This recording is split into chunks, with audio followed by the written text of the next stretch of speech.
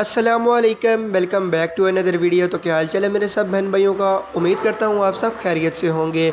आज की इस 2 मिनट की वीडियो के अंदर हम जानेंगे एजोमैक्स कैप्सूल्स के बेनिफिट्स, इसके यूजेस और इसके साइड इफ़ेक्ट्स कि इस कैप्सूल्स के क्या फ़ायदे हैं, क्या नुकसान आता है और क्या तरीका इस्तेमाल है। चलिए जानते हैं आज की इस वीडियो में।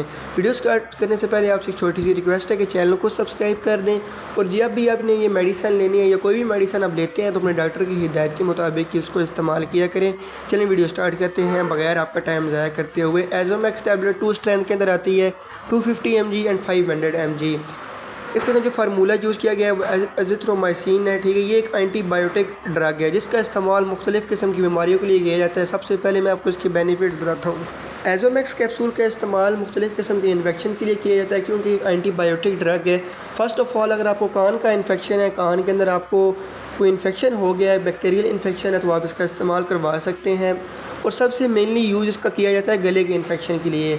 अगर आपका भी गला ख़राब हो गया, गले के अंदर इन्फेक्शन हो गया है, सूजन हो गई है, आप अगर पानी भी पीते हैं तो आपको पानी अंदर लगाने में दर्द होता है, तो आप इसका इस्तेमाल करवा सकते हैं। गले के इन्फेक्शन के लिए बहुत ही मुफीद मेडिसिन है ये।